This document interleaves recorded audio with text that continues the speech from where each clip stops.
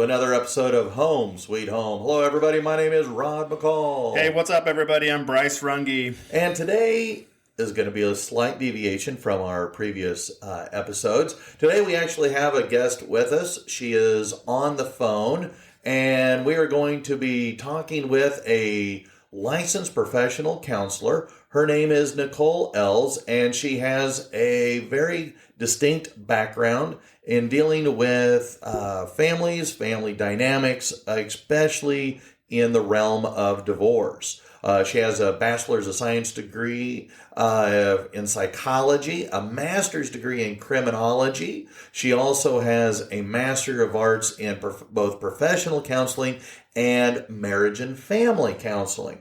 With her 4 years of experience, she has been dedicated to a solution-focused therapy approach and has, like I said, worked a lot with divorce folks. She is leader of a divorce recovery group here in the Dallas area.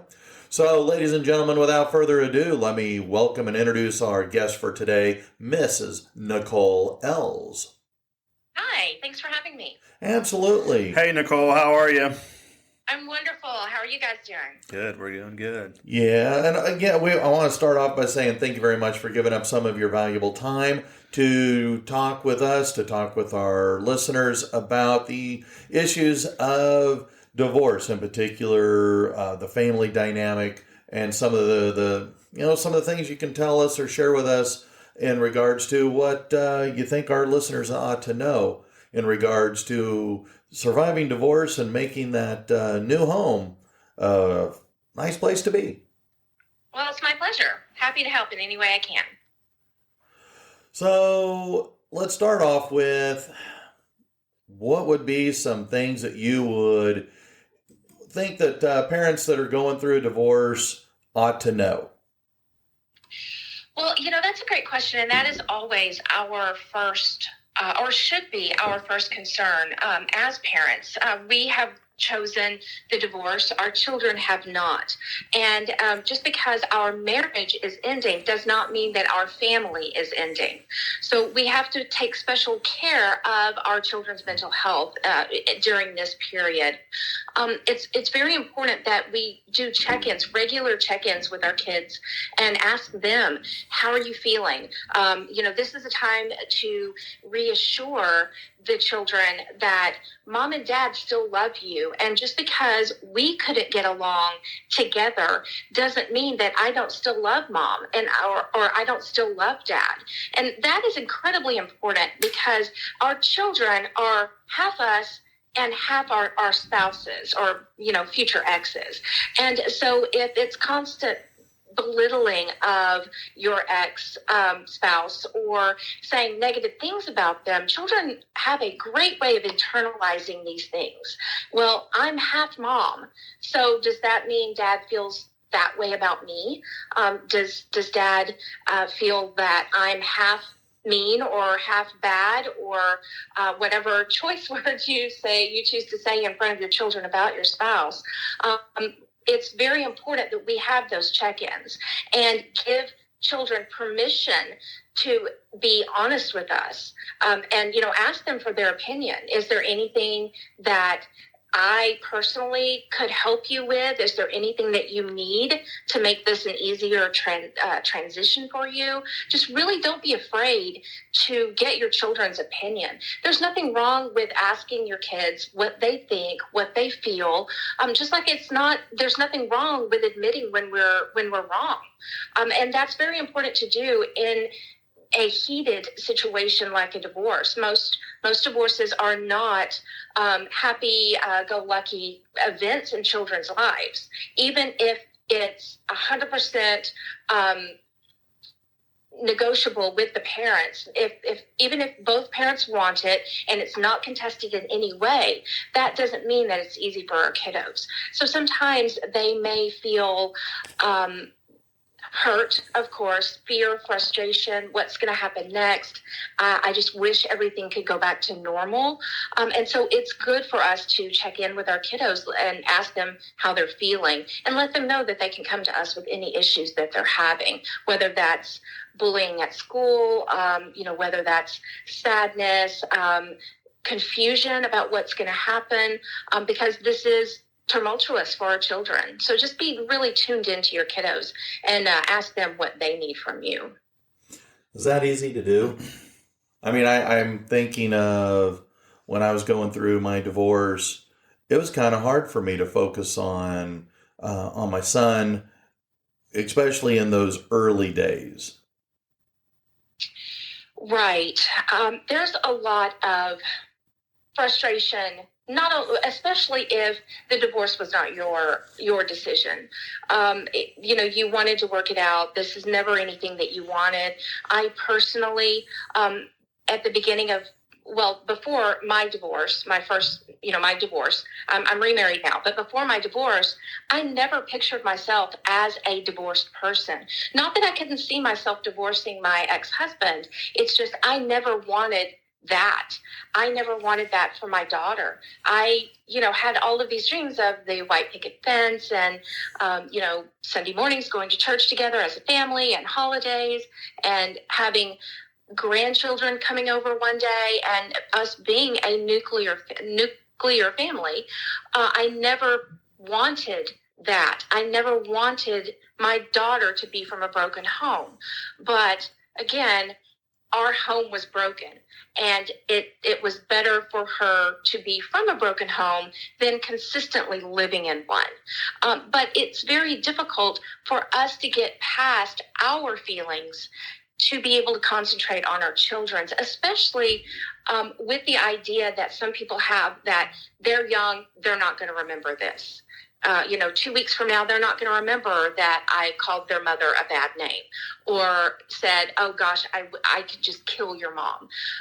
They think that children are too young to remember these things. But there are some things that are unforgettable, at a certain age, 2 or 3 or 4.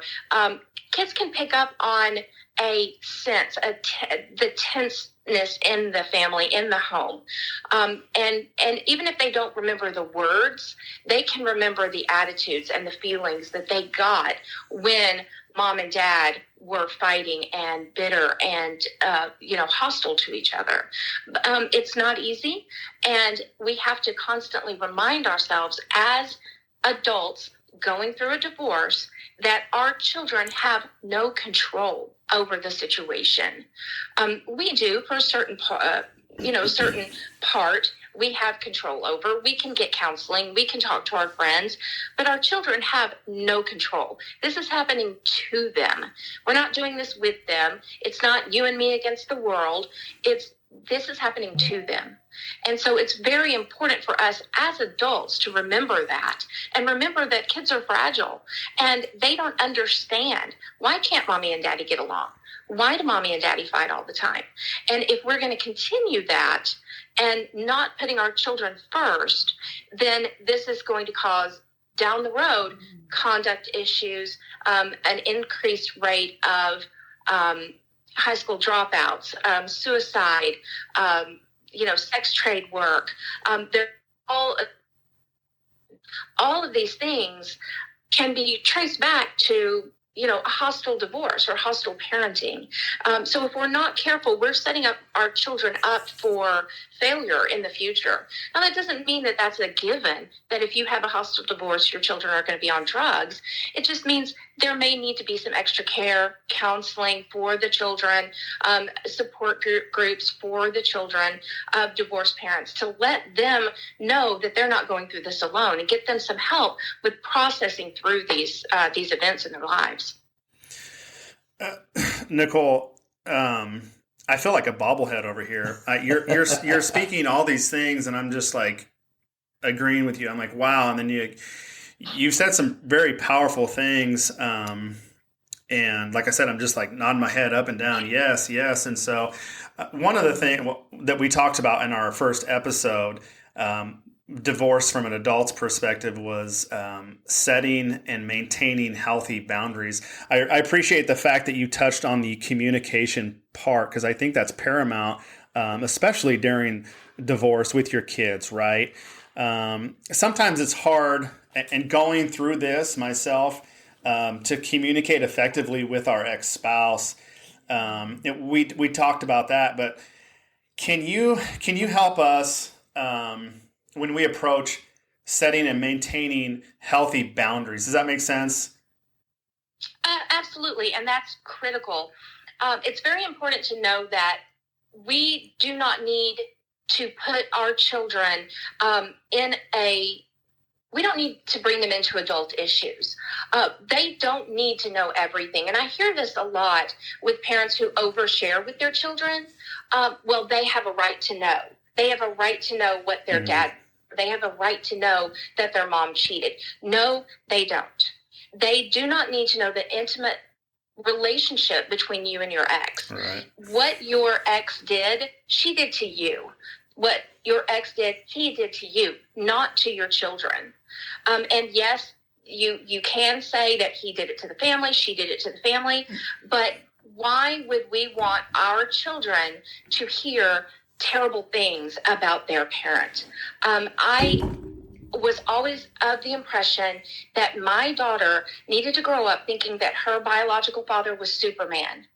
And I made sure that I did not speak badly of him when he failed to do things like pick her up when he said he would.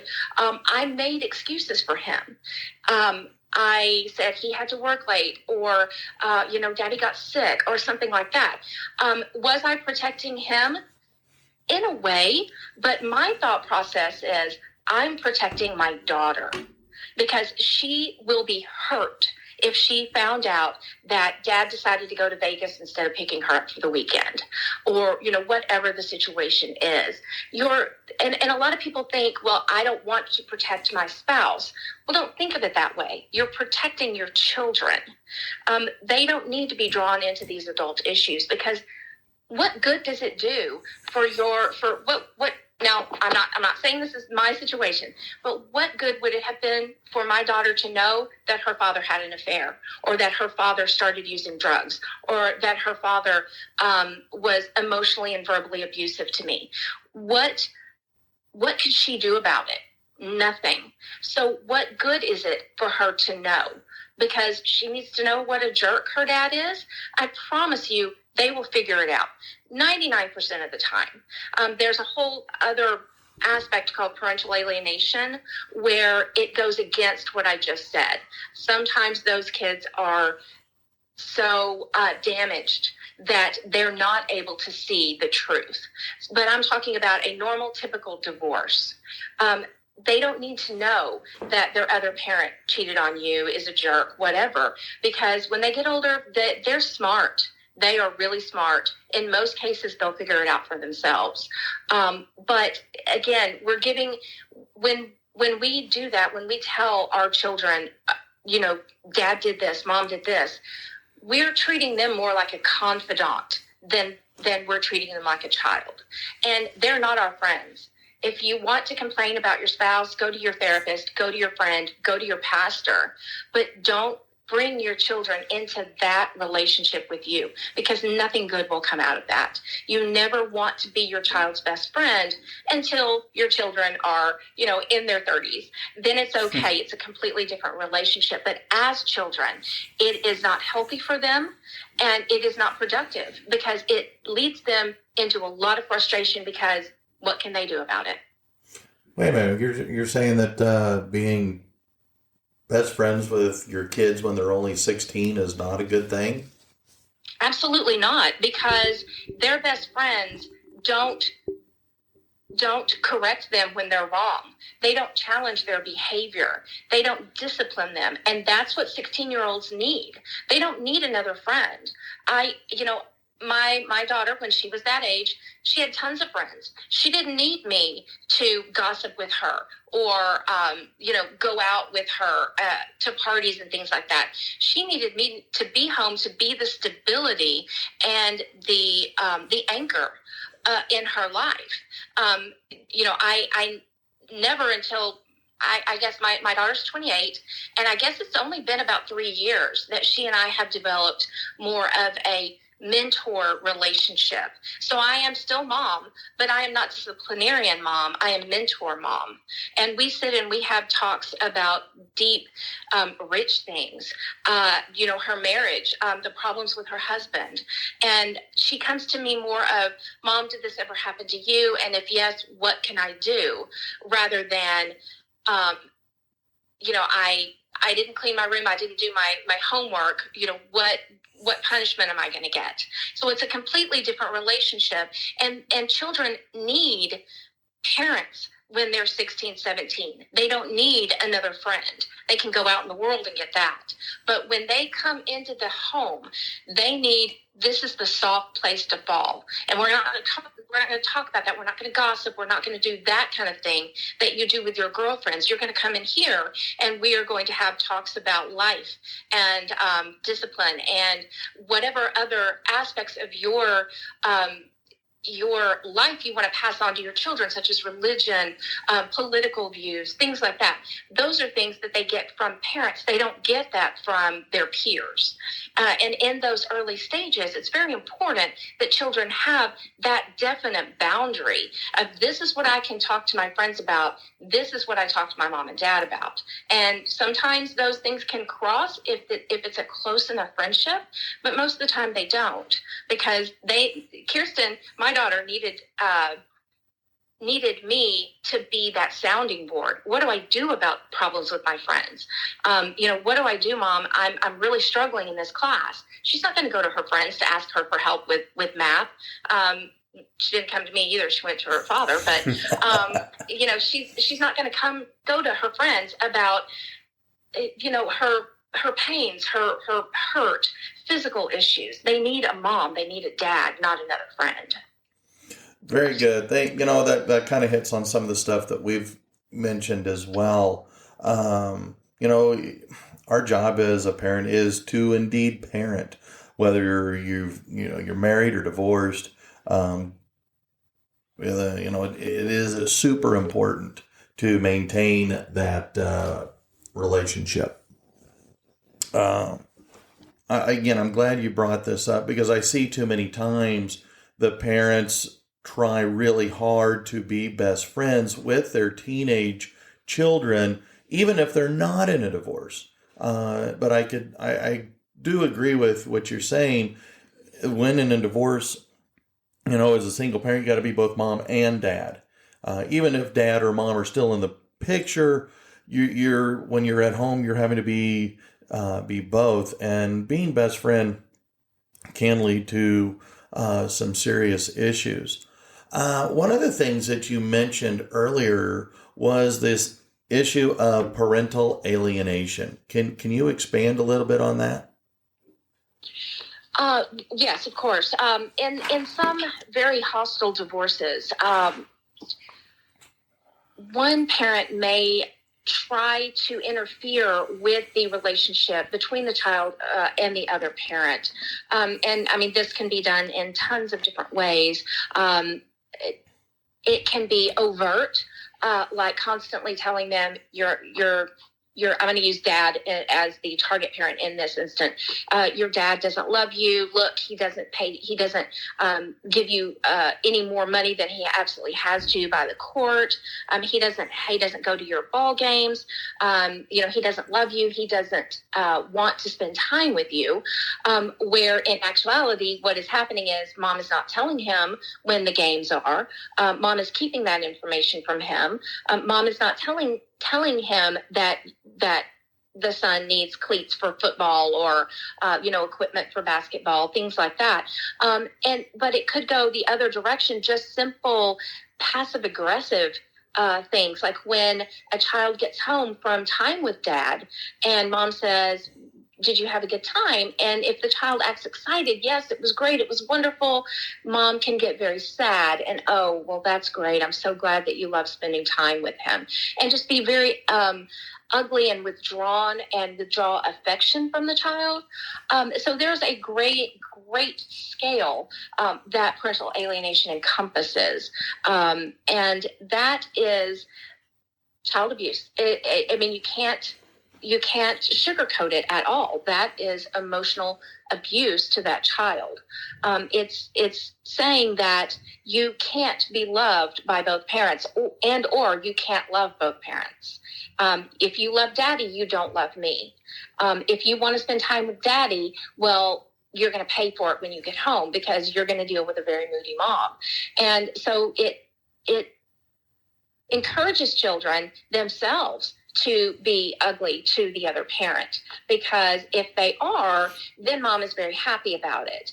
If the son during custody transfer is ugly and violent with the father, or cries and screams because they don't want to go, then mom is happy about that, and the child gets rewarded with love and candy and all kinds of things, when they get home from visitation. And, most of the time, as soon as they're out of earshot, eyeshot of mom, then they calm right down and they have a great weekend. But it's just they feel like they have to put on that show in order to not hurt mommy's feelings or not upset mommy, or to show mommy that we're a united front. It's you and me against daddy. And this is very damaging to a child, their self-esteem, their self-worth, and again, long-term effects of this. Doing poorly in school, dropout, not going to college, having trouble socializing, difficulty finding and keeping jobs, drug addiction, alcohol abuse, promiscuity in girls, and it just goes on and on. And these are the things that we're setting up our children to do when we don't put them first and we bring them into adult issues. I can fight with my ex-husband, no big deal, and I'll get over it, because I don't have to see him every other weekend. But my daughter did. And that was not fair to her. If I were to get in a big fight with dad in front of her and she were to know how I felt, and then I was taking her, here, go see your dad. And then, what is she supposed to feel? That was hurtful for her. And then she comes home, she has to see him. And how's she supposed to act to him? Well, you're a jerk because you upset mommy. It's not fair at all to our children. So that's a little bit about parental alienation. Well, I'm glad you brought it up, because that's an issue that is very near and dear to my heart. I experienced a great deal of that going through my divorce. And so so I'm glad you brought that up, because we haven't really talked that much about that particular side of divorce. Would you say that parental alienation has always been there, or is something relatively new? That's a really good question. We don't have longitudinal studies behind this, because it is a relatively new term. However, it goes back generations, because look at how many of our our grandparents, our ancestors grew up with only one parent. And, I never saw dad, or I never saw mom, because, they got a divorce and then they just left and they went away. So we don't know what triggered that. We don't know if it was a choice that the parent made, that I'm just never going to see my kid again. Or did the custodial parent make it so difficult and hurtful and painful to see the child? And, nowadays we have, it's not perfect, but our court system is getting better about recognizing that it should be 50-50. In the past, especially here in Texas, it was the mom got custodial guardianship of the child, and then fathers would see usually Wednesday for a couple of hours and every other weekend, unless they could prove that mom was unfit to be a full-time mom. And now we're seeing a lot of judges that are going with strictly a 50-50 divorce, where it's either 1 week with mom and then 1 week with dad, or, however they want to arrange it. I've even actually seen it go a month with mom and then a month with dad when the parents live very close together. But in that month, it was the flip-flop of the normal. So if it was mom's month, then dad would get Wednesdays and every other weekend. And then when it was dad's month, mom would get Wednesdays and every other weekend. So I think we're really waking up to the fact that children need both parents on a regular basis. But as far as historical, I really think that it goes back a lot longer than we think. And this is really terrible to say, but all you have to do is watch a show of Steve Wilkos. And I would say 5 times a week, you've got somebody on there accusing the other parent of sexual abuse, child abuse, neglect, something like that. And then they hook them up to a lie detector and find out that it's not true. So people they weaponize this. They weaponize the accusations that they use against the other parent to try to, for some reason, get that parent just completely out of their lives. It's not just, well, I want a divorce from you. It's, I never want to lay eyes on you again. And I don't want my children to ever lay eyes on you again. So it's kind of like, it goes back to cancel culture. We're trying to cancel that other parent because we feel like not we, but the alienating parent feels like I'm enough. My son doesn't need you because you hurt me, and therefore I'm going to hurt you as best as I can by taking your kids away from you. So does that make sense? Oh my gosh, yeah. Yeah. One of the things that I'm wondering as I listen to you say this, it kind of sounds like that when a parent, and again, there's a difference. You're a professional. I'm just a layperson. But when you're saying that, the alienating parent is trying to kick the other parent out of the life of their children, would you say that they're putting the kid first or putting their own selfish needs ahead of their children? Oh, absolutely. They're putting their own needs ahead of their children, because if they were to think of this from their child's perspective, again, I'm half mommy and I'm half daddy. And if you're saying daddy is bad enough that he never gets to see me again, that's half me. So I'm half that bad too. I'm half whatever is, if seeing him hurts you that bad, what about seeing me? Because I'm half of him or I'm half of her. So if you never want to see them again, how long is it going to be before you never want to see me again? Or how long is it going to be before I do something to upset you bad enough that you'll want to cancel me? So our children pick up on these things, whether we think they're we're doing enough to protect them against that. I mean, we can say all day long, it's not you, I love you, you're nothing like your dad. But internally, yeah, they are, and they know that. Okay. That helps the alienating parent, because then the child may even want to be making up for that. So I'm going to agree even more with you so you don't associate me with the other parent. Okay. Well, and I think that's really good information. Thank you. Nicole, let me ask you a question. What can kids do to stop that? Yeah, if they're in the middle of, if mom or dad is trying to kick the other parent out of their lives, can kids do anything to say, look, I'm not buying this? Or do they kind of have to go along? That is a really tough question, and it depends on the age of the child.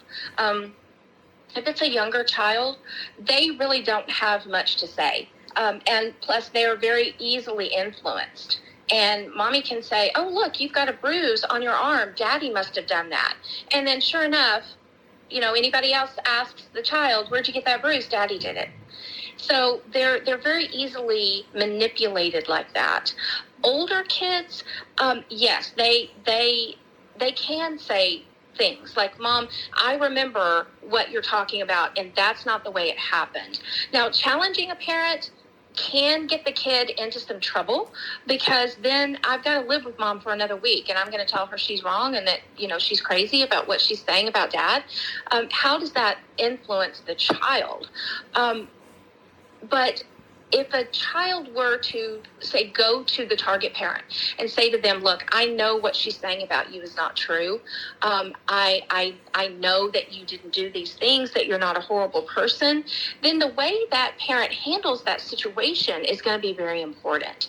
And my best advice to that parent, if they're getting that reinforcement from their child, proving that they're not buying into this, the best thing that they can do is accept that and say, thank you.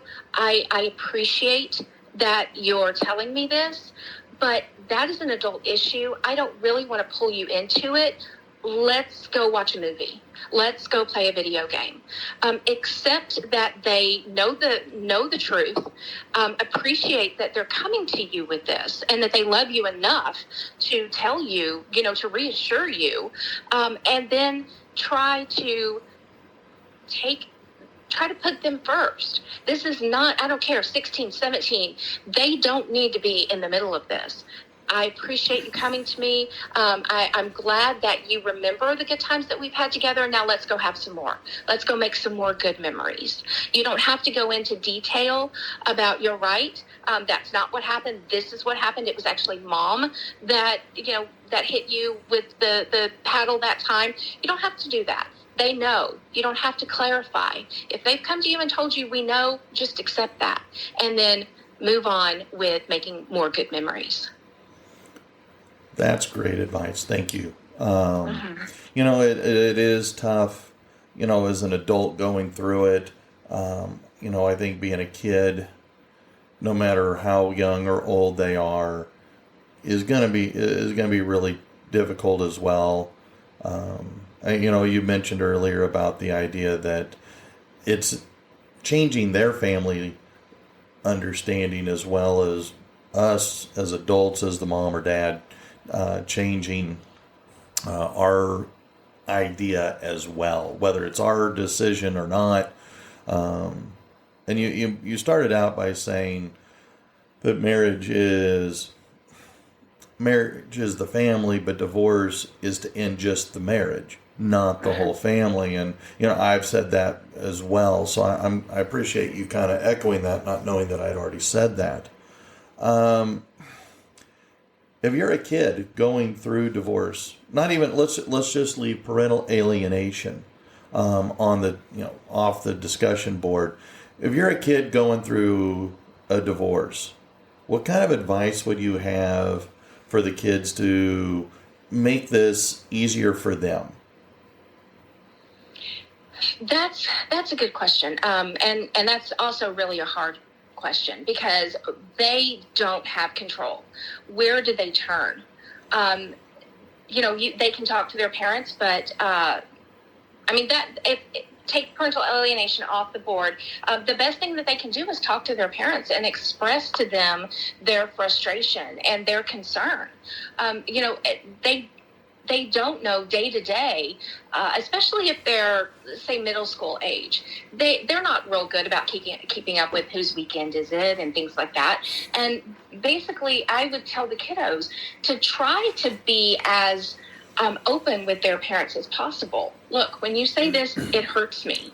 And ask for clarification also, because a lot of the frustration comes from I have these responsibilities. Even as a middle schooler, I've got band practice, or I've got football practice. Who's taking me there this week?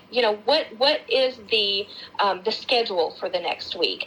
I would encourage the kiddos to talk to their parents as much as possible, and in those. Sure. If you remember earlier in the conversation, I recommended to parents that they have regular check-ins with their kiddos. And what I would encourage children to do is during these check-ins, which hopefully parents will have, to be honest with their parents. This is what is hurting me. This is what is frustrating me. This is what I would like to change. To be open with their parents. It's very, very difficult to do if they feel like they're going to hurt that parent's parents' feelings. So children are in kind of a catch-22, but what I would encourage the kids to do is just be as open with them as possible. And don't be afraid to give their opinion. You know what, Mom, it sucks that you're never at my soccer games. And I know that it's usually the weekends when Dad has me, but I would like for you to be there. I don't like it when you say bad things about Dad. That hurts me. But again, it's difficult for kiddos to do. So it goes back to the parent's responsibility of giving the children permission to be open and honest about how they're feeling about the divorce, and understand that it's not just you as the parent that is lonely, that is confused, that is frustrated, that is sad about the ending of the marriage. It's also the children, because this breaks up their white picket fence American dream that they've had, that you've promised them. And now all of a sudden, it's all up in the air. And especially in the beginning of a divorce, kids are incredibly confused and unsure of what's going to happen. Are we going to move? Like, my best friend from third grade, her parents got divorced and Mom took her and moved to, Bedford. And I haven't seen her since. Kids see, they have role model examples of what the divorce can do to families. And we need to be cognizant of that. But I mean, that would be my best advice to kiddos, is to just be as open and honest as they can. And if they have trouble, go to adults that they trust. Go to an aunt, an uncle, a grandparent, a counselor at school, a favorite teacher, and let them know that you're having trouble, because they are in a position to be able to help the child. And hopefully a parent will be open to getting them counseling if they need it. But I don't know of a middle schooler that's going to say, "Hey, I need counseling." So it really does fall on the parent. I can't put much responsibility on the child to navigate through these things if the parent hasn't given them the open, comfortable space to do so. That soft place to fall. Yeah. I'm sitting here taking notes for myself as we go into, as Braddock enters 7th grade next school year. I'm taking notes. I'm like, oh my gosh, this is exactly what we're experiencing here. And I've always tried to foster communication with him. Over communicate appropriately, right? But I love the idea of the check-ins. Again, being open, communicating. Providing that platform for them to, hey, give me your opinion on this, right? A lot of times I feel like I'm pulling teeth, but we actually get to it. But I don't want to give up, because I feel like that communication piece is so paramount. But something that you touched on was, there's a lot of uncertainty. And I think as parents is that if we could effectively communicate with them, and include them on things that they should be included on, should help or could possibly alleviate that uncertainty. What are your thoughts on that? Well, first, let me touch on what you were talking about. Kids are used to a report card. So if you're having trouble getting them to give you any information, especially boys, how was your day? Fine. Do you do anything fun? No. We have a lot of trouble, like you said, it's pulling teeth. So make up a report card for yourself, and then give them that report card and say, "Here, grade me." And it can be things like, we do fun things together, A, B, C, or D, or, I yell a lot, A, B, C, or D. And then, with open-ended space at the end for them to write any other notes. So that may help you get some information if they're not willing to sit down with you. They can just grade your report card. Right. No, I think that's an awesome idea. Thank you. I think you need to put on that, do I yell a lot? You're guaranteed an A. Yeah, I'm guaranteed an A on that one. You didn't put your clothes away. And other things that are important, if you're going to do it that way, put on there, Dad makes me feel safe. Dad makes it easier for me to tell him what I need. Things like that. What you need, what information you need to get from your child, put it on that report card. It's easier for them to go in their room, do it, come out, give it to you, and then walk away.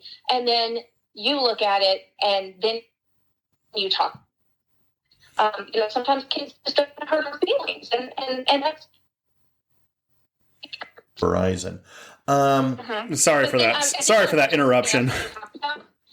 I find it very, very convenient to have a. Okay, so Bryce, you asked about, or you spoke about the frustration of the children and the confusion. And what I recommend to my clients going through a divorce with children is to have a shared Google Calendar or something similar. There's a million programs out there, and it's shared between both households and the child. And this is where you schedule vacations. You put Johnny's band concert and things like that on there, so that, and then you can color code it as to who is going to be responsible for getting the child to that event. So say blue is dad is going to take you. Pink is mom is going to take you to that particular thing. That way the child can just open up the calendar, look at it, and see that has already been discussed, that's been taken care of. I don't need to stress over that, because those types of things really concern children. I've got even, young kids. I've got this band concert. People are expecting me to be there, but I don't know how I'm going to get there. And so it keeps them from having to stress over those things. So that's a really good option for parents. And again, for parents to do to help their children. That's awesome advice. I'm sitting here thinking, like, even we as adults, even in our teams at work, we see that rise in stress because all that uncertainty. What's going on? What are we doing today? Or what's going on next week? Who's taking care of this and that? So as I'm writing my notes again, what an awesome way to effectively communicate with all stakeholders, and everyone knows what's going on. And then now we're seeing a decrease in stress and anxiety.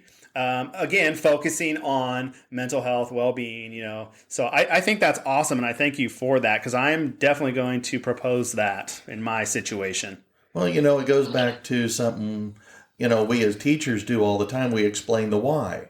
Right. Why are we doing this? Why are we doing that? I like that. Great advice, Nicole. Thank you for sharing that. Because, I would have never thought of that, actually.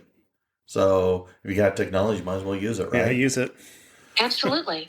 Well, we're running near the end of our time. So I've got kind of one last question, and that would be, what age and at what time through the divorce process should you consider therapy for your kid? I mean, should you do it, right at the very beginning? Should you do it in the middle? Should you do it at the end? Should you do it 6 months after the divorce is over? At what point? And again, what kind of age? Should you wait till they're middle school? Or can you do it earlier? Absolutely, you can do it earlier. Play therapy is amazing at helping children process divorce and learning coping skills to deal with divorce, and especially high conflict issues. But whenever you guys as parents have decided that the marriage is over, that's when you need to get the kids, if not the whole family. I mean, we as counselors prefer to see the entire family. A lot of times I get couples coming in for couples counseling or marriage counseling, but I'm not really doing marriage counseling because one of them is completely out of gas. It is over for them. They've been trying to get the other partner in counseling for years. And then finally, when that other partner figures out that they're serious, by that time, okay, we'll go to counseling. We'll do whatever you want. By that time, that other parent has 1 foot out the door. So it's more of a counseling to help them process the divorce. And we do the same thing with children. We can help the children process the divorce. And by having all stakeholders in the same room, in the same counseling process, then children feel much more comfortable talking when there's a mediator in the room, when I can help the child formulate what he or she wants to say, and I can make sure that mom and dad don't discount their feelings, because a lot of times what we get is the child will say, I feel this, and the mom will say, or the dad will say, no, that's not right. He doesn't, he's never shown me that before. Well, okay, he or she has never shown you that, but look, he's talking about it. So let's give it some credibility, and accept that this is what your child is feeling, regardless of whether they're telling you or not, but this is what they're feeling. So to answer the question, as soon as possible. And there is no good age to get divorced. Of course, we're not going to want to see toddlers until they're, at least 4 or 5, unless there's been some heavy abuse there. But as soon as they can start figuring things out and asking questions, that's when we need to get them in, so that we can reassure them that even though mom and dad are not still married, we're still a team, and we're your team. We are your cheerleaders. We are your coach. We are going to back you 100%, and we're going to do it together as a team. Mom and dad might not like to talk very much, but we're going to communicate through our family wizard, which is something that is used a lot in divorces here in Texas. It is a monitored texting app. We're going to communicate as much as possible, but we're putting you first. You are our concern, and we're going to be the best cheerleaders and best coaches for you that we know how to be. And when you bring kids in to get them help, and you don't just drop them off at the throne of therapy and say, here, fix them, I'll come back in an hour. When parents go into it together, children get more of this is a family thing. We're all in this together. And it gives them a feeling of strength and connection, even if mom and dad are going their separate ways. I'm in the middle, but I'm not in a tug of war. I am in the middle because I'm getting love from both sides, and I'm getting acceptance from both sides. And when we can get them all in a room, in a therapy session together, we can reinforce that to the child, and we can help the parents figure out what's appropriate and what's not. And we can help those parents put their best foot forward in order to raise that child to be a healthy, productive member of society. Perfect. Thank you. I can't say that word enough. You have given us so much to think about and consider, some fantastic ideas that whether you're just starting, considering the divorce, or you've been finished for a long time, lots and lots of great ideas and, again, information that we're going to have a lot of fun coming back and rehashing and in future episodes. Excellent. And, it's never too late to get kids into therapy. If you've been divorced for 20 years, and your now young adult is having some issues with a young adulthood, college, things like that, job. It's never too late to go in as a family and, say, take a look at our family systems. Give us a checkup. If this is all his issues, great. But if it's not, if it's a family systems, let's work it out. Right. Hey, Nicole, again, thank you. I just listening here, I've taken tons of notes. I'm gaining a lot of wisdom and insight through this. And the one thing through our platform is, we're trying to get people to live on the side of possible. And just the stuff that you've been saying is it's possible to have a healthy relationship.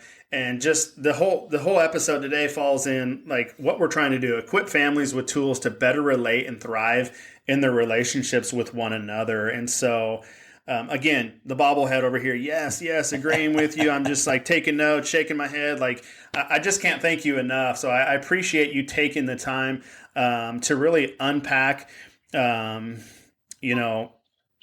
we're using this platform for. So it's my pleasure. Well, ladies and gentlemen, that brings us to another conclusion of Home Sweet Home. It has been our pleasure to visit with a professional counselor by the name of Nicole Els. And until next time, have a great day, everybody. Thank you.